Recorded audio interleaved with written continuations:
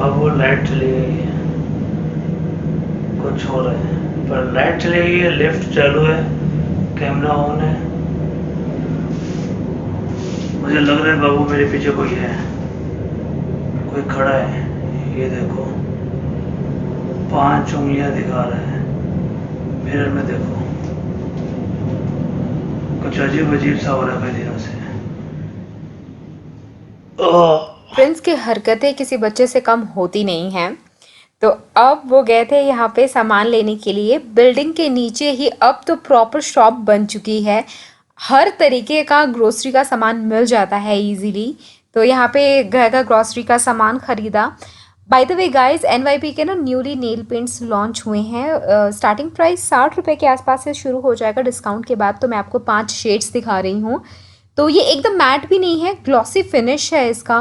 मेरा favourite all time red colour favourite है, nails के ऊपर बहुत अच्छा लगता है, हाथ सुंदर लगते हैं, तो मैं यही लगाती हूँ। उसके बाद ये वाला कलर भी मुझे बहुत प्यारा लगा, मतलब सेकंड बेस्ट कलर मैं इसको बोल सकती हूँ। आपको इनमें से कौन सा कलर अच्छा लगा, फर्स्ट सेकंड थर्ड, वो मुझे ज़रूर कमेंट सेक्शन में बताना। जो भी मैं नेल पेंट दिखा रही हूँ उसका लिंक मैं वीडियो के डिस्क्रिप्शन बॉक्स में दे दूँगी, वहाँ क्लिक करके आप अपने लिए चेक कर सकते हो। और स्वॉचेस के लिए मैं आपको दिखा रही हूँ कि ये कौन सा नेल पेंट कैसा दिखेगा आपके फिंगर्स पे। तो ये सारे नेल पेंट्स क्रुएलिटी फ्री हैं। Red, maroon, pink, nude shades में मैं आपको दिखा रही हूँ। फुल कवरेज देगा, कंसिस्टेंट शेड है, इजी लेयरिंग हो जाती है, हाई कलर पे ऑफ है, लॉन्ग लास्टिंग है, सिंगल स्ट्रोक एप्लीकेशन है। और ये वाला जो नेल पेंट दिखा रही हूँ इसके अंदर ना जब लाइट पड़ती है ना तो अलग अलग कलर्स नजर आते हैं। देख रहे हो, कभी गोल्डन दिख रहा है, कभी ब्राउन दिख रहा है, कभी पर्पल दिख रहा है, पिंक दिख रहा है। मतलब एक नेल पेंट में बहुत सारे शेड्स हैं, कलर्स हैं। तो पार्टी वेयर के लिए मुझे बहुत अच्छा शेड लगा, तो ये वाला आप चेकआउट कर सकते हो। एंड देन ये वाला कलर भी बहुत अच्छा है। बहुत सारे कलर्स इसमें भी रिफ्लेक्ट हो रहे हैं लाइट में जब आप देख रहे हो, गोल्डन, पर्पल, पिंक, ब्लू, सारे कलर्स। तो ये देखिए कितने नेल्स अच्छे लग रहे हैं ना। एंड लास्ट ये वाला है, इसमें ना 1-2 बार लेयरिंग करनी पड़ती है, बट ये कलर बहुत अच्छा है, बेबी पिंक कलर। तो बताओ कौन सा कलर आपको अच्छा लगा। अच्छा, मैं सोच रही थी मैं आपको उस दिन हमारी जो वीडियो शूट की थी ना उसके बिहाइंड द सीन्स आप लोगों के साथ शेयर किए नहीं। तो ये देखिए बिहाइंड द सीन्स किस तरीके से हमारा शूट हुआ था। Baby baby baby baby baby baby हाँ, अबे बाबू उठ गया ना यार, आँख खुल गई तभी हिलाए जा रहे। आँख खोल के तुम कुछ बोल भी तो नहीं रहे थे ना। अबे तुम्हें हिलाए जा। बेबी बेबी बस आँख खोल गई ना तभी आएगा। मार लोगे फ्रेंड्स के बच्चे। यार पड़ोसी वो भगाओगे क्या सबको? अभी तुम चिल्लाओगे तब नहीं भागेंगे पड़ोसी। Baby I love you baby, आ जाओ। हाँ, थोड़ी सी कंधे पे मसाज दो। आओ आओ आओ आओ आओ। अबे खींच के ले जाते हैं ना यार। हाँ, ये तो आए ठीक है ठीक है। नहीं दोबारा होगा ये अच्छा, बाबू, ठीक है। ऐसे नहीं होता। फिर से बोलो लव यू बाबू, आ जाओ, थोड़ी सी मसाज दे दो। आओ आओ आओ आओ ना बाबू। तुम्हें लगता है तुम इससे खींच लोगी? तुम्हें खुद लगता है ये देखो कैमरा वैमरा सब मिल जाएगा भाई। तुमने बोला मैं तुम्हें खींचूं, मैं तुम्हें बाबू कैसे हाथ खींचूं? पकड़े खींचो ना। ऐसे नहीं, चलो आओ। हाँ, ऐसे तो ये चीज बताई तुमने मुझे पहले। यार बताई कॉमन नहीं, सेंस मेरे है। तुम्हें खींचना हो मुझे, मैं यहाँ से खींचूंगा पकड़ के तुम्हें ऐसे। तो बोल तुम ये खींच रहे हो, एक ही से बनियान है।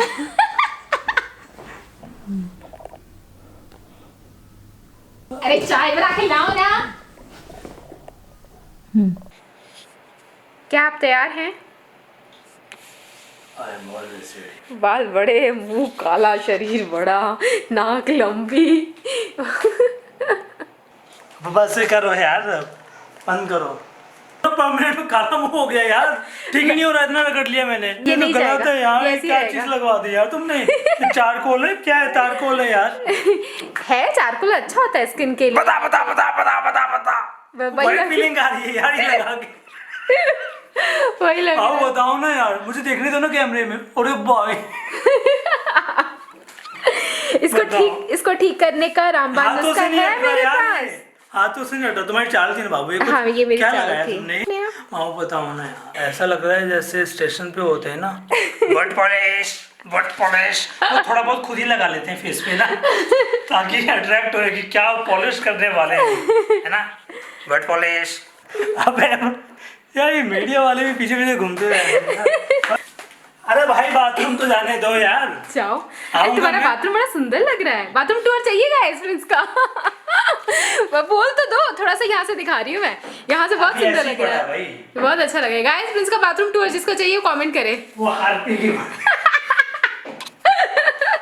Well, hi guys, this is Prince. Welcome back to Mr. and Mrs. Prince. Thank you so much guys. आपने इतने भर भर के कमेंट किए मेरे कॉमेडी चैनल प्रिंस पर। आप लोग मुझे इसी तरह मोटिवेट करते रहो, मैं आप लोगों को मोटिवेट करने के लिए इसी तरह वीडियो बनाता रहूँगा। नई वीडियो शूट हो गई है। गुड न्यूज़ ये है कि नई वीडियो शूट हो गई है, 1 या 2 दिन में एडिट हो जाएगी और बहुत जल्द आपको रेखा के चैनल पे, मेरे चैनल पे इसके बारे में बता दिया जाएगा कि वीडियो आ चुकी है। कॉमेडी चैनल को अभी तक सब्सक्राइब नहीं किया है तो नीचे लिंक दे दूंगा, आप सब्सक्राइब कर लो और जिन्होंने वो वीडियो नहीं देखी वो जाके देख सकते हैं।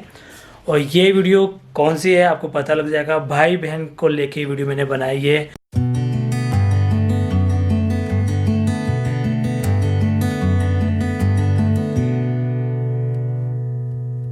बहुत सारे कमेंट्स, मेल, मैसेजेस मुझे आते हैं कि लड़कियां आगे पढ़ नहीं पा रही हैं, वो कुछ ज़िंदगी में बनना चाहती हैं पर उनको कुछ समझ नहीं आ रहा है, घर से उनको उतना सपोर्ट नहीं मिल रहा है, या फिर उनका बॉयफ्रेंड उनको बहुत परेशान कर रहा है, हस्बैंड तंग कर रहा है।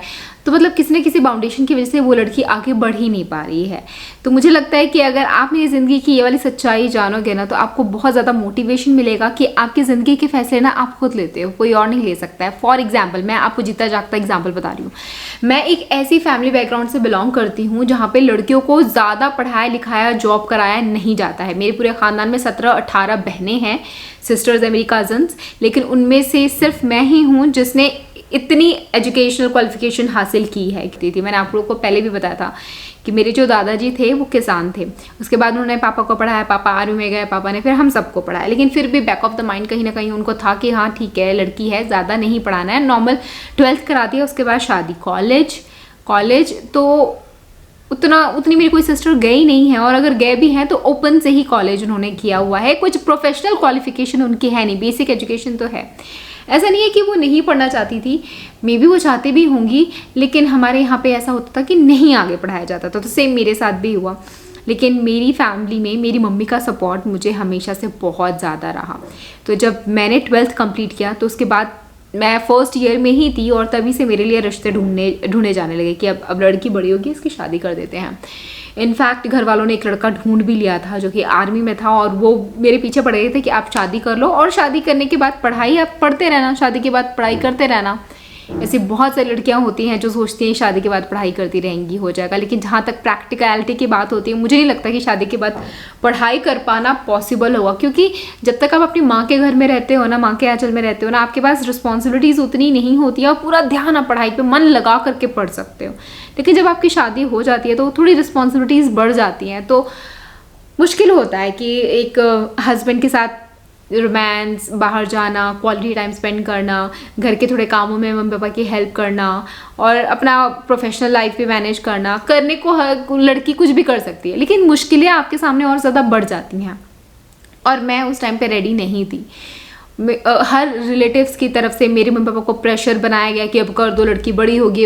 इनफैक्ट मुझसे जो मेरी छोटी सिस्टर थी कज़न में, उसकी शादी होगी, उसकी शादी करवा दी, और मैं मना करती रहेगी कि मुझे नहीं करना है। और मेरी सगाई भी फिक्स हो चुकी थी, लेकिन मैंने खुद से सबके सामने अपने घर में बहुत बहस की और खुद से नंबर डायल किया, और मैंने बोल दिया कि मैं ये शादी नहीं कर सकती हूँ, अगर आपको शादी करनी है तो वेट कर लो, मैं अपनी पढ़ाई को छोड़ करके शादी कर लूँ, उन लड़कियों में से नहीं हूँ। और सब मेरे को देखते ही रहेगी कि ये क्या कर दिया इसने।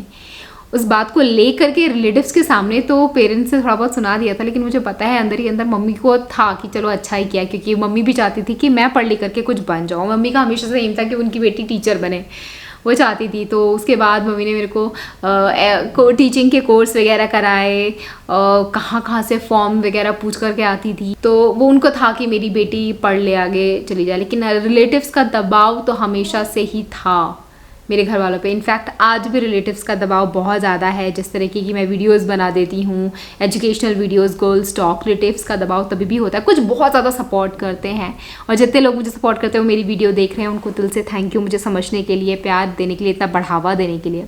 और जो लोग नहीं समझते फिर उनका क्या कर सकते हैं, कुछ नहीं। लेकिन मैं ये स्टोरी आपसे सिर्फ इसलिए बता रही हूँ कि जब मेरे घर वालों ने जब सगाई फिक्स कर दी, फिर भी मैंने फ़ोन करके खुद तोड़ सकती हूँ। जब मेरे घर में कोई लड़की इतनी ज़्यादा पढ़ लिख नहीं सकती है, मैं जब ये कर सकती हूँ।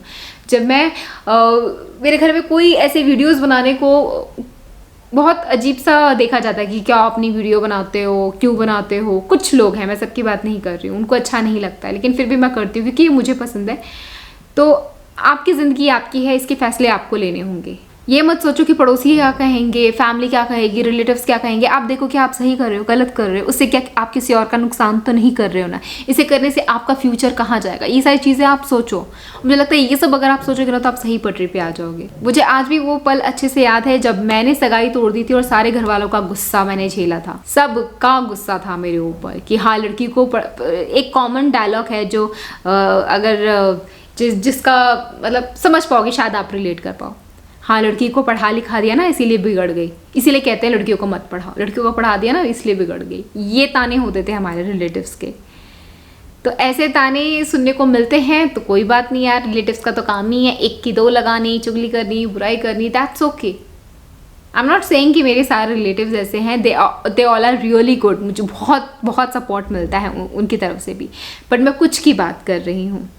तो ऐसे आपकी फैमिली में, आपकी ज़िंदगी में भी लोग होंगे जो आपको रोकेंगे, टोकेंगे, मना करेंगे, नहीं पढ़ने देंगे, आगे नहीं बढ़ने देंगे, आपकी मर्ज़ी से आपकी ज़िंदगी जीने नहीं देंगे। आप मत सुनो उनकी। अगर आपको लगता है कि इससे आप किसी का नुकसान नहीं कर रहे हो, आप अपने फ्यूचर में कुछ प्रोडक्टिव चीज़ कर रहे हो, आप अपना करियर उस चीज़ में बना रहे हो जिसमें आपका मन है, तो आप वो करो। और मत सोचो कि शादी के बाद पढ़ाई करोगे। पहले पढ़ाई कंप्लीट करो, अपने पैरों पे खड़े हो, तब शादी करो। मैंने भी शादी तब की जब मैं जॉब करने लग गई थी। जॉब से पहले मुझे बहुत बहुत प्रेशराइज किया गया। जब मैं 12th में थी, 12th से मुझ पे प्रेशर बनाया जा रहा था मेरे रिलेटिव्स के थ्रू की शादी करवा दो, इसकी शादी करा दो, शादी करा दो। बस इस तरीके से मेरी सगाई टूट गई थी। और उसके बाद मैंने अपना कॉलेज स्टार्ट कर दिया और लड़की की शादी कहीं और होगी। और जब मैं अपने पैरों पे खड़ी होगी, मुझे लगा कि अब मैं शादी के लायक हूँ। देन प्रिंस ज़िंदगी में आए and now I am happily married with him. तो ये है मेरी प्रेम कहानी का एक छोटा सा हिस्सा मेरी ज़िंदगी का। तो इससे आप बहुत, अगर आपने गौर से सुना होगा मेरी बातों को, तो आप बहुत कुछ सीख के जा सकते हो। अगर जितने भी यंगस्टर्स हैं, think before you take any decision for your life. किसी के बहकावे में आके, किसी के डर से, किसी के खौफ से ज़िंदगी के फैसले मत लो, ठीक है। कहने को किस्से और भी बहुत सारे हैं, बहुत सारी बातें हैं कि हमारी शादी कैसे हुई, हम कैसे मिले, बहुत सारे चीज़ें हैं जो मैं आप लोगों के साथ शेयर करना चाहूँगी, but not in this video. If you want you need to comment करो और मैं आपके लिए लेके आ जाऊँगी, ठीक है।